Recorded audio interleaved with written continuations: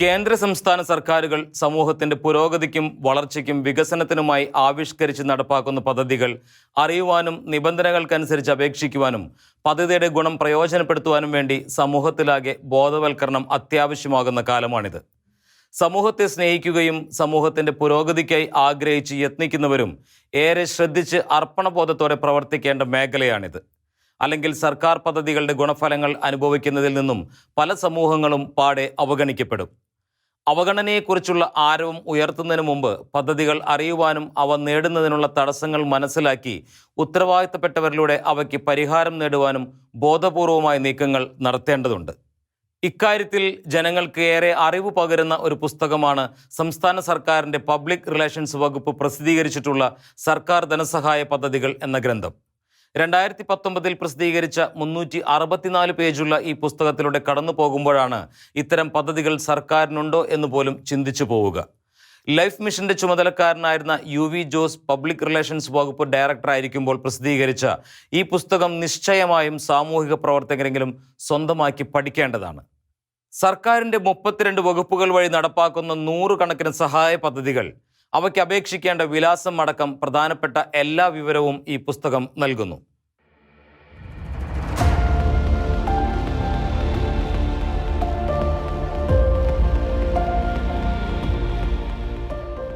ആരോഗ്യ വകുപ്പ് നടപ്പാക്കുന്ന 8 ധനസഹായ പദ്ധതികൾ, NCC വകുപ്പിൻ്റെ 1 പദ്ധതി, കയർ വകുപ്പിൻ്റെ 8 പദ്ധതികൾ, കായിക വകുപ്പിൻ്റെ 1 പദ്ധതി, കൃഷി വകുപ്പിൻ്റെ 10 പദ്ധതികളെക്കുറിച്ചും കേന്ദ്ര പദ്ധതികളെക്കുറിച്ചും പൊതുവായും, കൈത്തറി വകുപ്പിൻ്റെ 14 പദ്ധതികൾ, ക്ഷീരവികസന വകുപ്പിൻ്റെ 10 പദ്ധതികൾ, തദ്ദേശ വകുപ്പിൻ്റെ 10 പദ്ധതികൾ, തൊഴിലും നൈപുണ്യവും വകുപ്പിൻ്റെ 38 പദ്ധതികൾ, നാഷണൽ എംപ്ലോയ്മെൻറ്റ് സർവീസസിൻ്റെ 10 പദ്ധതികൾ, ന്യൂനപക്ഷ വകുപ്പിൻ്റെ 15 പദ്ധതികൾ, പട്ടികജാതി വകുപ്പിൻ്റെ 61 പദ്ധതികൾ, പട്ടികവർഗ വകുപ്പിൻ്റെ 3 പദ്ധതികൾ, ഇവയിൽ ഓരോന്നും നിരവധി പദ്ധതികളുടെ സങ്കരമാണ്.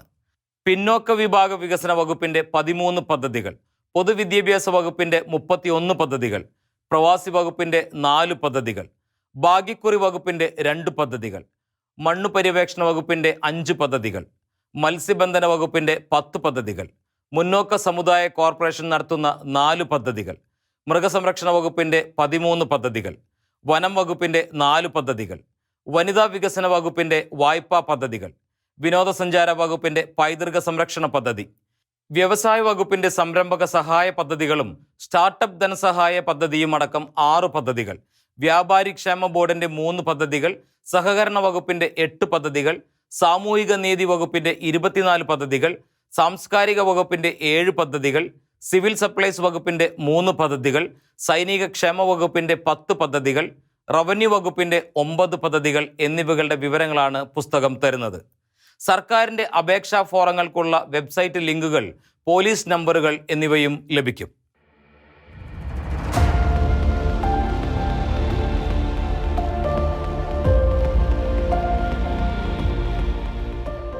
ആരോഗ്യവകുപ്പ് നടപ്പാക്കുന്ന അമ്മയും കുഞ്ഞും എന്നറിയപ്പെടുന്ന പദ്ധതി BPL കുടുംബങ്ങളിലെ 19 വയസ്സിന് മുകളിലുള്ള ഗർഭിണികൾക്കും 30 ദിവസം പ്രായമുള്ള നവജാത ശിശുക്കൾക്കും വേണ്ടിയുള്ളവയാണ്. ഈ പദ്ധതിയിലെ സഹായങ്ങൾ ചികിത്സ, ആശുപത്രിയിലേക്കുള്ള സൗജന്യ യാത്ര, പ്രസവാനന്തരം 42 ദിവസം വരെയുള്ള സൗജന്യ ചികിത്സ തുടങ്ങിയവ എല്ലാം അമ്മയുടെയും കുഞ്ഞിൻ്റെയും അവകാശമാണ്. 18 വയസ്സിൽ താഴെ പ്രായമുള്ള കുട്ടികൾക്കുള്ള ആരോഗ്യകിരണം പദ്ധതിയിലൂടെ 30 ഇനം രോഗങ്ങൾക്കുള്ള സൗജന്യ ചികിത്സ എല്ലാ വിഭാഗത്തിൽപ്പെട്ടവർക്കും ലഭിക്കുന്നു. സർക്കാർ ആശുപത്രികളില്ലാത്ത മരുന്ന് പ്രത്യേക മരുന്ന് കടകളിൽ നിന്നും സൗജന്യമായി ലഭിക്കുന്നു. ഡൗൺ സിൻഡ്രം, മുറിച്ചുണ്ട് തുടങ്ങിയ എല്ലാ ജനന വൈകല്യങ്ങൾക്കും സൗജന്യ ചികിത്സയും ശസ്ത്രക്രിയയും വരെ ലഭിക്കും. ലോട്ടറി വകുപ്പിൽ നിന്നുമുള്ള കാരുണ്യ ബെനവലന്റ് ഫണ്ട് ചികിത്സാ സഹായ പദ്ധതിയിൽ നിന്നും എല്ലാ BPL കുടുംബങ്ങൾക്കും 3 ലക്ഷം രൂപയിൽ താഴെ വാർഷിക വരുമാനമുള്ള APL കുടുംബങ്ങൾക്കും ചികിത്സാ സഹായം ലഭിക്കും. വൃക്ക രോഗികൾക്ക് 3 ലക്ഷം രൂപ വരെയും, ഹീമോഫീലിയ രോഗികൾക്ക് ആജീവനാന്തവും, ക്യാൻസർ, ഹൃദ്രോഗം, തലച്ചോർ, കരൾ രോഗങ്ങൾ തുടങ്ങിയവകൾക്കെല്ലാം സഹായമുണ്ട്. നട്ടെല്ല്, സുഷുമ്നാ നാഡി രോഗങ്ങൾക്കും ചികിത്സാ സഹായം ലഭിക്കും. കായികോപകരണങ്ങൾ വാങ്ങുവാൻ യുവജനക്ഷേമ വകുപ്പ് സഹായമുണ്ട്. വിദ്യാഭ്യാസ വകുപ്പിൽ സ്കൂൾ കുട്ടികൾക്ക് സൗജന്യ ഇൻഷുറൻസ് ഉണ്ട്. മാനസിക വെല്ലുവിളികൾ നേരിടുന്നവർക്ക് സഹായ പദ്ധതികളുണ്ട്. മുന്നോക്ക സമുദായ കോർപ്പറേഷൻ വഴി നടപ്പാക്കുന്ന 4 പദ്ധതികളെക്കുറിച്ചും പിന്നോക്ക വിഭാഗ വികസന വകുപ്പ് നടത്തുന്ന 14 പദ്ധതികളെക്കുറിച്ചും പുസ്തകം വിവരിക്കുന്നു. സമുദായങ്ങൾക്കുള്ള സഹായങ്ങൾ സംബന്ധിച്ച് സംവാദങ്ങളിൽ പങ്കെടുക്കുന്നവർ ഈ പുസ്തകം പഠിക്കുന്നത് നല്ലതാവും.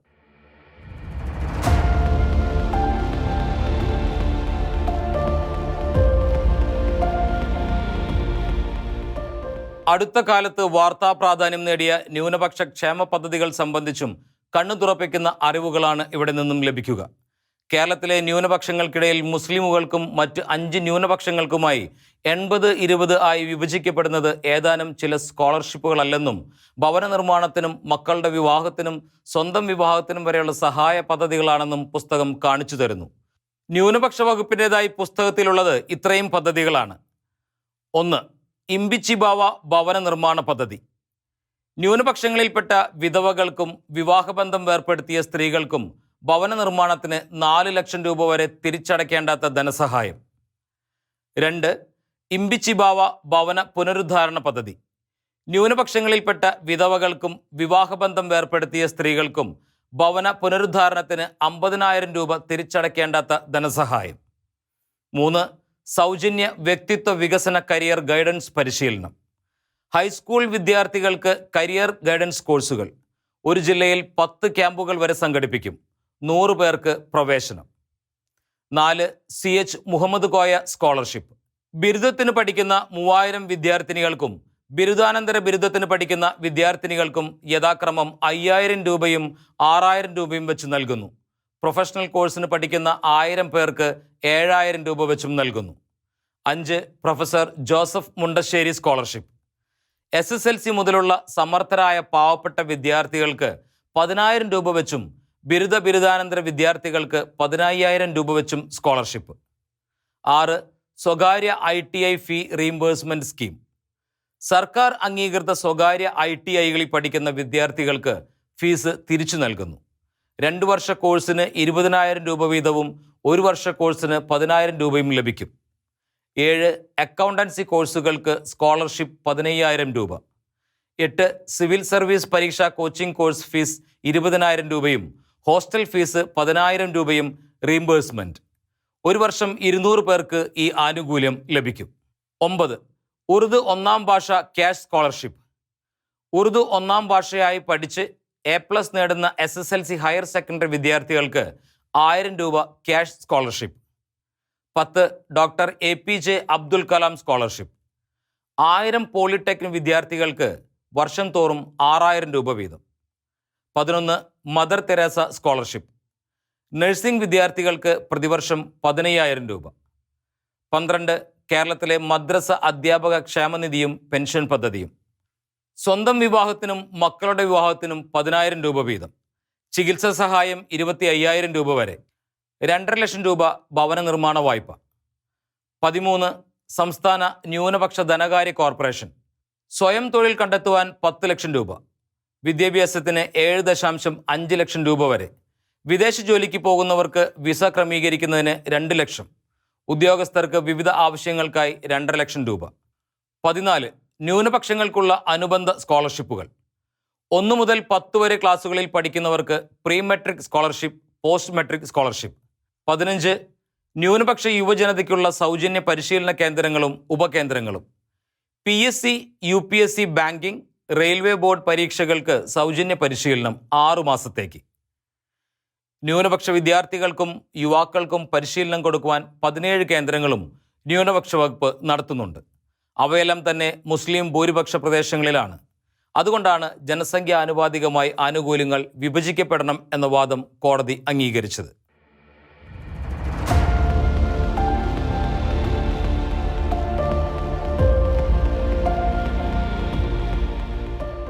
കേരളത്തിലെ ക്രൈസ്തവരുടെ പിന്നോക്കാവസ്ഥയെക്കുറിച്ച് പഠിക്കുവാൻ കേരള സർക്കാർ നിയോഗിച്ച ജസ്റ്റിസ് JB കോശി കമ്മീഷനും ഇതുവരെ പ്രവർത്തനം ആരംഭിക്കാനാവാത്തത് ഇക്കാര്യത്തിൽ സർക്കാരിനുള്ള ആത്മാർത്ഥതയിൽ സംശയമുണർത്തുന്നു. കമ്മീഷനിലെ അംഗങ്ങളെ നിയോഗിക്കുന്നതിൽ പോലും വേണ്ടത്ര ആലോചന ഉണ്ടായില്ല എന്ന ആക്ഷേപം അന്നേ ഉണ്ടായിരുന്നു. ക്രൈസ്തവരിലെ പ്രമുഖ വിഭാഗമായ സീറോ മലബാർ കത്തോലിക്ക വിഭാഗത്തിന് കമ്മീഷനിൽ പ്രാതിനിധ്യം ലഭിച്ചില്ല. കോശിക്ക് പുറമെ കമ്മീഷനിലുള്ള ജേക്കബ് പുന്നൂസ് സീറോ മലങ്കര കത്തോലിക്കനും ക്രിസ്റ്റി ഫെർണാണ്ടസ് ലത്തീൻ കത്തോലിക്കനുമാണ്. സർക്കാർ പുറപ്പെടുവിച്ച മുന്നോക്ക സമുദായങ്ങളുടെ ലിസ്റ്റിലും സീറോ മലബാർ കത്തോലിക്കർ ആദ്യം ഉണ്ടായിരുന്നില്ല. കമ്മീഷൻ നിയോഗിക്കപ്പെട്ട് 6 മാസം പിന്നിടുമ്പോഴും പ്രവർത്തിക്കുന്നതിനാവശ്യമായ സംവിധാനങ്ങൾ ഉണ്ടാക്കാത്തതിൽ സംശയം ബലപ്പെടുകയാണ്. ന്യൂനപക്ഷ ക്ഷേമ പദ്ധതികളുടെ വിതരണം സംബന്ധിച്ച് ഇപ്പോഴുള്ള എല്ലാ സർക്കാർ ഉത്തരവുകളും ഭരണഘടന വിരുദ്ധം എന്ന് കണ്ട് ഹൈക്കോടതി റദ്ദാക്കിയിരിക്കുകയാണ്.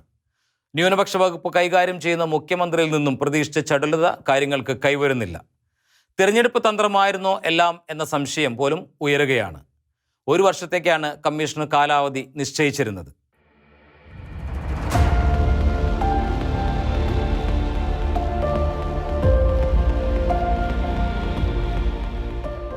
കേരളത്തിലെ കോൺഗ്രസിനെ നയിക്കുവാൻ ഹൈക്കമാൻഡ് നിയോഗിക്കുന്ന കെ സുധാകരൻ കോൺഗ്രസിനെ നഷ്ടപ്രതാപത്തിലേക്ക് തിരിച്ചെത്തിക്കുമോ? പോരാടി കയറി വന്നവനാണ് സുധാകരൻ. CPM ആക്രമണങ്ങൾ മൂലം ജീവഭയം കൊണ്ട് കൂടുവിട്ടിരുന്ന കണ്ണൂരിലെ കോൺഗ്രസിനെ സംരക്ഷിച്ചത് അടിക്ക് തിരിച്ചടി എന്ന പ്രമാണക്കാരനായ സുധാകരന്റെ തൻ്റെടം കൂടിയാണ്. KPCCയുടെ തലപ്പത്ത് അദ്ദേഹം എത്തുന്നതിൽ കേരളത്തിലെ കോൺഗ്രസിലെ ഇരു ഗ്രൂപ്പിനും താല്പര്യം ഇല്ലായിരുന്നു എന്നാണ് പ്രചരിക്കുന്ന വാർത്തകൾ. അദ്ദേഹത്തിന് കിട്ടുന്ന ടീമും വിപ്ലവകാരികളാണ്. VD സതീശനും PT തോമസും. ഇരുവരും ശത്രുക്കളെ ഉണ്ടാക്കത്തക്ക വിധത്തിലും വോട്ട് നഷ്ടമാകാത്തക്ക രീതിയിലും തൻ്റെ ഇടത്തോടെ അഭിപ്രായം പറയുന്നവരാണ്. പക്ഷേ തോൽവി സമ്മതിക്കില്ലാത്ത പോരാളികളാണ്. നന്നായി കഷ്ടപ്പെടുന്നവരുമാണ്. ജില്ലാ കമ്മിറ്റികളിലും ഗ്രൂപ്പില്ലാത്തവർ വരുന്നു എന്നാണ് വാർത്ത. ഗ്രൂപ്പില്ലാത്തവർ വന്ന് ഗ്രൂപ്പുള്ളവരെ എങ്ങനെ നയിക്കും എന്ന ചോദ്യമുണ്ട്.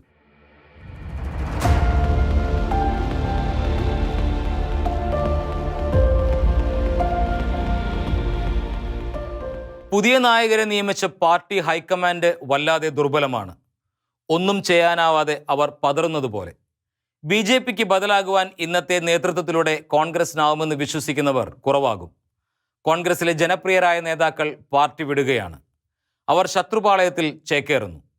കാമുകി ശത്രുവിൻ്റെ കൂടെ പോകുമ്പോൾ ശത്രുവിനോട് കലയിക്കാതെ സ്വയം കണ്ണാടിയിൽ നോക്കണം എന്ന പഴയ കോൺഗ്രസ് വക്താവിൻ്റെ ഉപദേശം ആഴമുള്ളതാണ്. തങ്ങളുടെ വ്യക്തിത്വം കൊണ്ട് കോൺഗ്രസിന് വോട്ട് നേടാനാകുമായിരുന്ന നെഹ്റുവിനെയോ ഇന്ദിരയെയോ പോലെ ഒരു നേതാവ് ഇന്നവിടെയില്ല.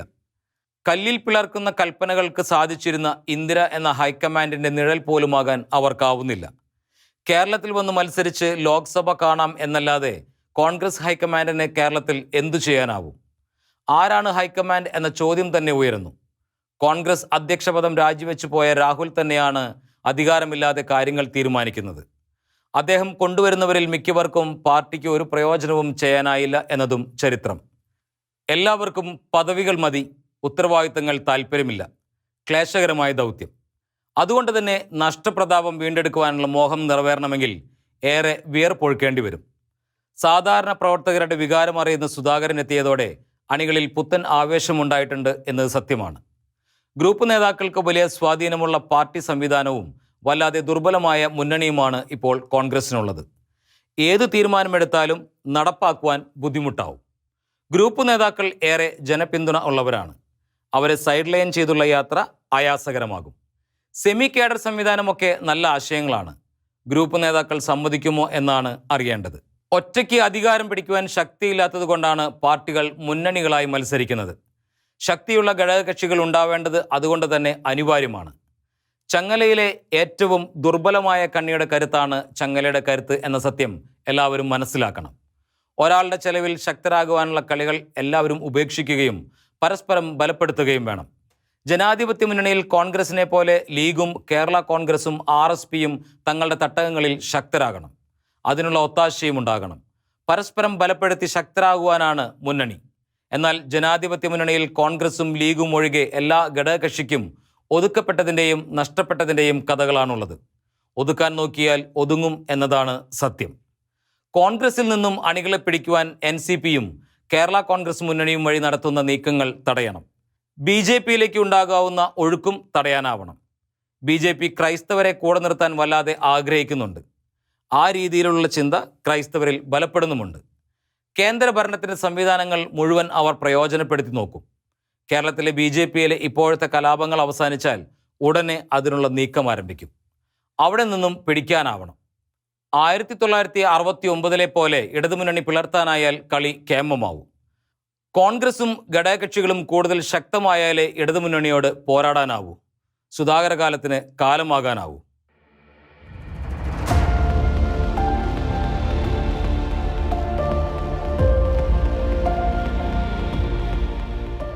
കേരളത്തിൽ പാലക്കാട് ഒരു മുസ്ലിം യുവാവ് ഒരു ഹൈന്ദവ യുവതിയെ കൂട്ടിക്കൊണ്ടുപോയി 10 വർഷം ഒളിവിൽ പാർപ്പിച്ച ശേഷം തങ്ങളുടെ ബന്ധം പരസ്യമാക്കിയ കഥ അപസർപ്പക കഥ പോലെ മാധ്യമങ്ങളിൽ നിറയുന്നു. അവർ പറയുന്ന വിവരണം വെള്ളം കൂടാതെ വിഴുങ്ങാൻ ആർക്കും കഴിയുന്നില്ല. കൊല്ലത്ത് ഭർത്താവിനെയും 2 മക്കളെയും ഉപേക്ഷിച്ച് ഒരു മുസ്ലിം യുവാവിൻ്റെ പിന്നാലെ പോയ 28-കാരിയായ ഒരു ഹൈന്ദവ യുവതിയെ ഒരു കുഞ്ഞുണ്ടായ ശേഷം 30-കാരനായ യുവാവ് മണ്ണെണ്ണ ഒഴിച്ച് കത്തിച്ച സംഭവം സമൂഹത്തെ ഞെട്ടിച്ച വാർത്തയായി. ലവ് ജിഹാദിൻ്റെ പുത്തൻ ഉദാഹരണങ്ങളാണ് ഇവ എന്ന ആക്ഷേപവും ഉയരുന്നു. വാസ്തവത്തിൽ ഇത് ലവ് ജിഹാദ് ആവുമോ? വ്യത്യസ്ത ജാതികളിൽപ്പെട്ട യുവാക്കൾ തമ്മിലുള്ള അതിരുകടന്ന പ്രണയം, അതുണ്ടാക്കിയ ദുരന്തം എന്നെല്ലാം ഇതിനെ വിളിക്കാമെങ്കിലും രണ്ടിടത്തെയും മുസ്ലിം യുവാക്കൾ പെൺകുട്ടികളെ പ്രണയിച്ച് തീവ്രവാദ പ്രവർത്തനം കൊണ്ടുപോവുകയായിരുന്നില്ല എന്നതുകൊണ്ട് തന്നെ ഇവയെ എങ്ങനെ ലവ് ജിഹാദ് എന്ന് വിളിക്കും? എന്നാൽ സാക്ഷാൽ ലവ് ജിഹാദിലൂടെ കെണിയിലായ 4 മലയാളി പെൺകുട്ടികളുടെ ദാരുണ കഥ വീണ്ടും വാർത്തയായി. അഫ്ഗാനിസ്ഥാനിൽ ജയിലിൽ കഴിയുന്ന നിമിഷ, സോണിയ, മെറിൻ, റഫീല എന്നിവരെ തിരിച്ചു കൊണ്ടുവരാൻ ഭാരത സർക്കാരിനും താല്പര്യമില്ല എന്ന വാർത്തയിലൂടെയാണ് ലവ് ജിഹാദിൻ്റെ ഇരകൾ വീണ്ടും വാർത്തകളിലെത്തുന്നത്. അവർ ഇപ്പോഴും തീവ്രവാദത്തിന് അടിമകളായതുകൊണ്ടാണ് തിരിച്ചു കൊണ്ടുവരാൻ ഭാരത സർക്കാരിന് താല്പര്യം ഇല്ലാത്തത് എന്നാണ് വിശദീകരിക്കപ്പെടുന്നത്. ഇവരിൽ നിമിഷയുടെ അമ്മ ബിന്ദു സർക്കാരിൻ്റെ നിലപാടിൽ വേദന പ്രകടിപ്പിച്ചു. അമേരിക്കൻ സൈന്യം ഉടനെ അഫ്ഗാനിസ്ഥാൻ വിടുമെന്നും അത് സംഭവിച്ചാൽ കുട്ടികളുടെ ജീവൻ തന്നെ അപകടത്തിലാകുമെന്നുമാണ് അമ്മയുടെ സങ്കടം. എല്ലാ തെറ്റുകൾക്കും മാപ്പ് കൊടുക്കുന്ന അമ്മ ഹൃദയത്തിന് അങ്ങനെയല്ലേ പറയാനാവൂ. സോണിയയുടെയും മെറിൻ്റെയും മാതാപിതാക്കളുടെ പ്രതികരണം കണ്ടില്ല. വിവാഹം കഴിക്കാതെ സ്ത്രീ പുരുഷന്മാർ ഒത്തുവാസം നടത്തുന്ന സംഭവങ്ങൾ സമൂഹത്തിൽ വർദ്ധിച്ചു വരികയാണ്.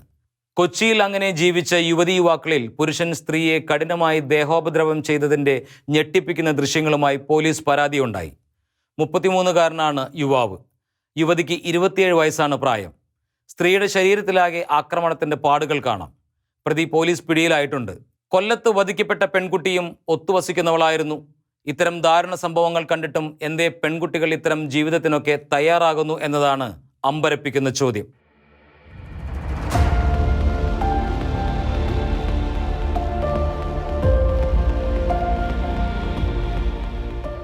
തെരഞ്ഞെടുപ്പ് ഫലത്തെ ഹീനമായി സ്വാധീനിക്കുവാൻ ഏതാനും കാലമായി കേരളത്തിൽ ഫലപ്രദമായി ഉപയോഗിക്കുന്ന ഒരു രാഷ്ട്രീയ അശ്ലീലമാണ് അപരൻ.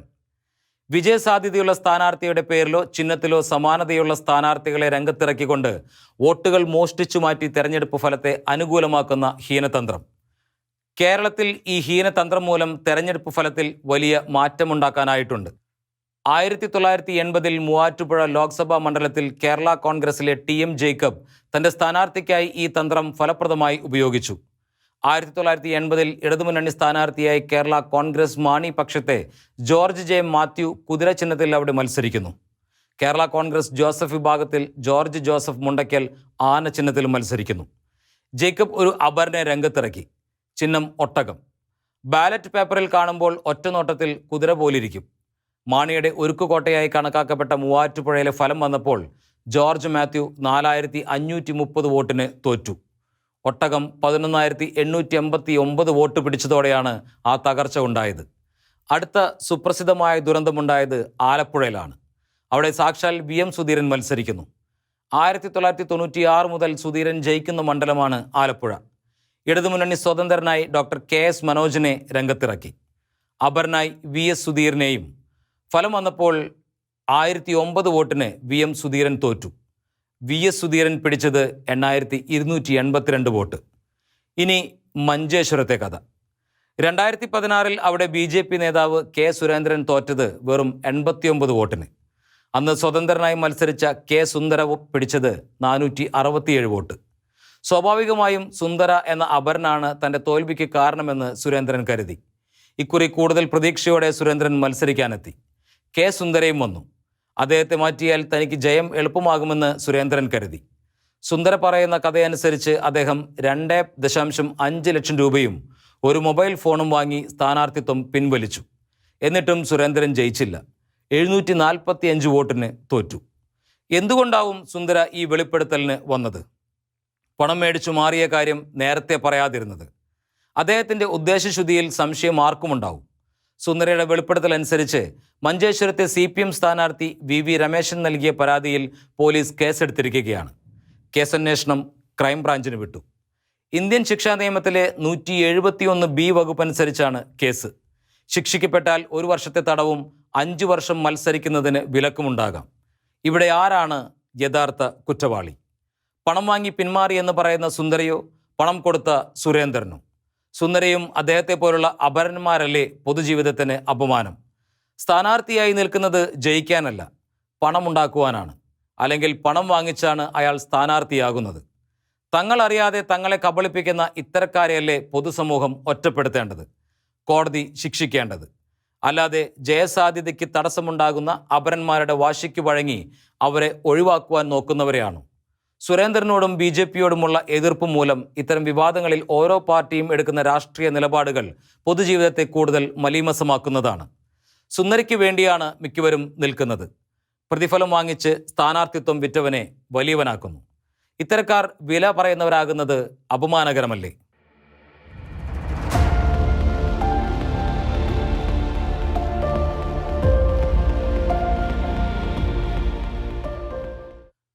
കേരളത്തിലെ BJPയും കോൺഗ്രസും നടന്നു തകർന്ന പാതയിലൂടെ തന്നെ നടക്കുന്നു. അവിടെയും തെരഞ്ഞെടുപ്പില്ല. പാർട്ടി ഹൈക്കമാൻഡിൻ്റെ നോമിനികൾ കാലാകാലങ്ങളിൽ വരുന്നു, പരമാവധി നേടുന്നു, ഹൈക്കമാൻഡ് അവരെ മാറ്റുന്നു. പകരക്കാരൻ വരുന്നു, അദ്ദേഹം പാർട്ടി കുറെ കൂടി ദയനീയമാക്കുന്നു. BJP പെട്ടുപോയ കുഴൽപ്പണ കേസിലും ജാനുവിന് പണം കൊടുത്ത വിഷയത്തിലും എല്ലാം പാർട്ടി താൽപ്പര്യങ്ങളെക്കാൾ വ്യക്തിപരമായ നേട്ടം മാത്രം നോക്കുന്നവരാണ്. കോൺഗ്രസിലായിരുന്നു ഇത്തരക്കാർ അധികം. എക്സൈസ് മന്ത്രിയായിരുന്ന ബാബു പാർട്ടിക്ക് വേണ്ടി പണമുണ്ടാക്കിയതിന് അനുഭവിക്കേണ്ടി വന്ന നഷ്ടം എത്ര വലുതായിരുന്നു. അദ്ദേഹം ഉണ്ടാക്കിയ പണം വാങ്ങി പാർട്ടി നടത്തിയവർ അദ്ദേഹത്തിൻ്റെ രക്തത്തിനായി വില പറഞ്ഞു. ഉമ്മൻചാണ്ടി ആത്മഹത്യാ ബോംബായി മാറിയാണ് ബാബുവിന് സീറ്റ് തരപ്പെടുത്തിയത്. പക്ഷേ പാർട്ടി നേതാക്കളുടെ തന്നെ നിന്ദനം അദ്ദേഹത്തെ വീഴ്ത്തി. ആര് പ്രസിഡന്റായിരുന്നാലും ഇത്തരം കളികൾ നടക്കും. രേഖയില്ലാത്ത തെരഞ്ഞെടുപ്പ് പണം വരും. പിടിക്കപ്പെട്ടു എന്നത് മാത്രമാണ് ഇവിടെ ഉണ്ടായ അപകടം. BJPയെ തകർക്കാൻ ശ്രമിക്കുന്നവർ ഈ അപകടം ശരിക്കും മുതലാക്കുവാൻ നോക്കണം. അതാണ് രാഷ്ട്രീയം. പാർട്ടിക്ക് വേണ്ടി അപകടത്തിൽപ്പെട്ടവനെ നിഗ്രഹിക്കുവാൻ പാർട്ടിക്കാർ ശ്രമിക്കുന്നത് ഏത് കണക്ക് വെച്ചും പൈശാചിക നിലപാടാണ്. തെരഞ്ഞെടുപ്പ് തോൽവിയുടെ ഉത്തരവാദിത്വം ചുമത്തിയോ, സുരേന്ദ്രൻ്റെ ശൈലിയും രീതികളും അടക്കമുള്ള മറ്റു വിഷയങ്ങൾ ഉയർത്തിയോ അദ്ദേഹത്തിനെതിരെ നീങ്ങുന്നത് വേറെ കാര്യം. എന്തുകൊണ്ട് BJPയും കോൺഗ്രസിൻ്റെ വഴിയെ പോകുന്നു?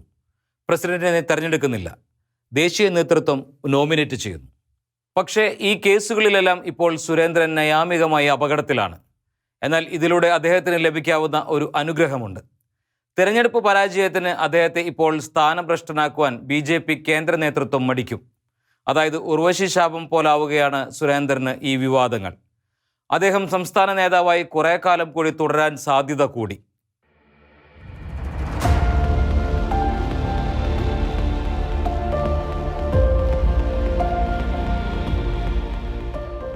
വയനാട് മുട്ടിലിലെ വനം കൊള്ള പിണറായി സർക്കാരിന് അപമാനകരമായ വിവാദമായി ഉയരുകയാണ്. കഴിഞ്ഞ സർക്കാരിലെ വനം മന്ത്രിയും റവന്യൂ മന്ത്രിയും പുറപ്പെടുവിച്ച ഉത്തരവുകളുടെ അടിസ്ഥാനത്തിൽ നടന്ന വനം കൊള്ളയുടെ പേരിൽ സർക്കാരിന് അപമാനമുണ്ടെങ്കിലും ഫലത്തിൽ പ്രതിക്കൂട്ടിലാകുന്നത് CPI ആണ്. വലിയ ആദർശവാദികളായ CPIക്കാരുടെ ഭരണകാലം വനം കൊള്ളയ്ക്ക് കുപ്രസിദ്ധമാണ്. അറിയപ്പെടുന്ന പരിസ്ഥിതി സ്നേഹിയായ ബിനോയ് വിശ്വം വനമന്ത്രിയായിരുന്നപ്പോഴാണ് മെർക്കിസ്റ്റൺ ഭൂമി വിവാദമുണ്ടായത്. അക്കാലത്ത് KP രാജേന്ദ്രനായിരുന്നു റവന്യൂ മന്ത്രി. കുറ്റം ഒരു വിധത്തിൽ ഉദ്യോഗസ്ഥരിൽ ചാരി മന്ത്രിമാരെ രക്ഷിച്ചെടുത്തു. അക്കാലത്ത് വെളിയമായിരുന്നു പാർട്ടി സെക്രട്ടറി. അദ്ദേഹം ഉദ്യോഗസ്ഥരെ വല്ലാതെ കുറ്റം പറഞ്ഞു. അതോടെ ചിന്ത ആ വഴിക്കായി. ഇതേക്കുറിച്ച് പരാമർശിച്ചപ്പോൾ മുഖ്യമന്ത്രി VS CPI മന്ത്രിമാരെക്കുറിച്ച് പോഴന്മാർ എന്ന് പറഞ്ഞത് വലിയ വിവാദമായിരുന്നു. ഒന്നാം പിണറായി സർക്കാരിൻ്റെ കാലത്ത് വനം മന്ത്രി P രാജുവിനെതിരെ സാക്ഷാൽ KM മാണി തന്നെ ആരോപണവുമായി വന്നതാണ്. മന്ത്രിയുടെ പിടിപ്പുകേടുകൊണ്ട് വനം വകുപ്പ് കർഷകരുടെ പേര് പറഞ്ഞ് ഭൂമാഫിയയെ സഹായിച്ചുകൊണ്ട് 7000 ഏക്കർ വനം ഭൂമി നഷ്ടപ്പെട്ട സ്വകാര്യ വ്യക്തികൾക്ക് പതിച്ചു കൊടുത്ത കഥയാണ് അന്ന് വിവാദമായത്. ഹൈക്കോടതിയിലെ സിംഗിൾ ബെഞ്ചും ഡിവിഷൻ ബെഞ്ചും സർക്കാരിന് അനുകൂലമായി നടത്തിയ വിധിക്കെതിരെ ഭൂമാഫിയ സുപ്രീം കോടതിയെ സമീപിച്ചു. സുപ്രീം കോടതി കേസ് പുനഃപരിശോധിക്കാൻ ഹൈക്കോടതിയോട് ആവശ്യപ്പെട്ടു. കേസ് വീണ്ടും പരിഗണിച്ചപ്പോൾ മികച്ച അഭിഭാഷകരെ നിയമിക്കാതെ സർക്കാർ കോടതിയിൽ തോറ്റുകൊടുത്തു. 2018 മാർച്ച് 5 മാണി നിയമസഭയിൽ അടിയന്തര പ്രമേയമായി ഉന്നയിച്ച വിഷയത്തിന് മാണിക്ക് പ്രതിപക്ഷം ഒന്നാകെ പിന്തുണ കൊടുത്തു. മാണി അക്കാലത്ത് പ്രതിപക്ഷ മുന്നണി വിട്ടിരുന്നു. ഈ വിഷയം സഭ കൈകാര്യം ചെയ്തപ്പോൾ രാജുവിന് CPM പിന്തുണ ലഭിച്ചില്ല. അവർ കാണികളായി ഇരിക്കുകയായിരുന്നു. ഇപ്പോൾ വീണ്ടും കർഷകരെ സഹായിക്കുവാൻ എന്ന പേരിൽ രാജുവും ചന്ദ്രശേഖരനും ചേർന്ന് നടത്തിയ കളി സർക്കാരിന് അപമാനകരമാകുന്നു. PT തോമസിനെ പോലുള്ളവർ സർക്കാരിനെ വെള്ളം കുടിപ്പിക്കുകയാണ്. ദാനമായി കിട്ടിയ വനം വകുപ്പ് പാവം ശശീന്ദ്രന് മുൾക്കിരീടമാകുന്നു.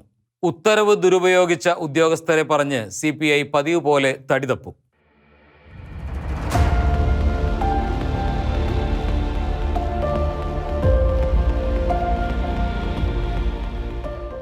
ബംഗാളിൽ നിന്നും ദീദി ദേശീയ രാഷ്ട്രീയത്തിലേക്ക് ഉയരുകയാണ്.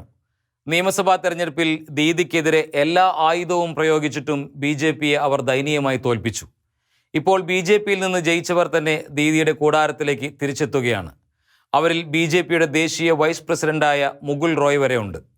ദീദി അഥവാ ദേശീയ രാഷ്ട്രീയത്തിലേക്ക് ചുവടുമാറ്റിയാൽ റോയ്ക്ക് ബംഗാൾ കിട്ടാനിടയുണ്ട്. ദീദിയുടെ ജീവിതക്രമവും ജീവിത ലാളിത്യവും എല്ലാം ഇന്ന് ഭാരതത്തിലാകെ ആവേശകരമാകുന്നുണ്ട്. തികച്ചും ദരിദ്ര കുടുംബത്തിലെ ജനനം, നിയമം, ചരിത്രം, വിദ്യാഭ്യാസം വിഷയങ്ങളിൽ ബിരുദം, ഇസ്ലാമിക ചരിത്രത്തിൽ ബിരുദാനന്തര ബിരുദം, ഒന്നിലേറെ ഡോക്ടറേറ്റുകൾ, ആരെയും കൂസാത്ത വിപ്ലവ നായിക. കോൺഗ്രസ്സുകാരിയായിരുന്ന കാലത്ത് ജയപ്രകാശ് നാരായണന്റെ കാറിനു മുകളിൽ കയറി നൃത്തം വെച്ചവൾ. ലോക്സഭയിൽ വനിതാ സംവരണ ബിൽ എതിർത്ത സമാജ്വാദി അംഗത്തിന്റെ കഴുത്തിന് കുത്തിപ്പിടിച്ചവൾ. 4 നൂറ്റാണ്ടായി MP, പലവട്ടം കേന്ദ്രമന്ത്രി. പക്ഷെ ഇന്നും താമസം കൽക്കത്തയിലെ കൂലിത്തെരുവിലെ കൊച്ചുവീട്ടിൽ. തെരുവിൻ്റെ മക്കളുടെ കൂട്ടുകാരി. 87 പുസ്തകങ്ങൾ എഴുതി. സ്വന്തം ചിത്രങ്ങളുടെ പ്രദർശനം പലവട്ടം കൽക്കത്തയിൽ നടത്തിയ ചിത്രകാരി. ഗാനങ്ങൾ എഴുതും, ചിട്ടപ്പെടുത്തും. ശമ്പളം പറ്റാതെയാണ് മുഖ്യമന്ത്രിയുടെ ജോലി ചെയ്യുന്നത്. താമസം സ്വന്തം വീട്ടിൽ. വാഹനവും സ്വന്തം എക്കണോമിക് ക്ലാസ്സിൽ മാത്രം യാത്ര. ഗസ്റ്റ് ഹൗസുകളിലെ ചെലവും സ്വന്തം പോക്കറ്റിൽ നിന്ന്. MP പെൻഷനും സ്വീകരിക്കുന്നില്ല. പുസ്തകങ്ങളിൽ നിന്നും പ്രതിവർഷം 2 കോടി രൂപ വരുമാനം കിട്ടുമത്രേ. ഏതെങ്കിലും പദവി തരപ്പെട്ടാൽ കൈയിട്ട് വാരാനും നിയമം വഴി ആനുകൂല്യങ്ങൾ വാരിക്കൂട്ടാനും യത്നിക്കുന്നവരെ കണ്ട് ചെകിടിക്കുന്ന ലോകത്ത് സ്വപ്നങ്ങളിൽ മാത്രം കാണുന്ന ജനനേതാവ്. വേഷവിധാനങ്ങൾക്കായി വില കൂടിയ വാച്ചിനും പേനയ്ക്കുമെല്ലാമായി എത്രയോ ഏറെ പൊതുപണം ചെലവാക്കുന്ന പൊതുജനസേവകരെ ദിവസവും കാണുന്ന ജനം പകച്ചു നോക്കിപ്പോകുന്നു.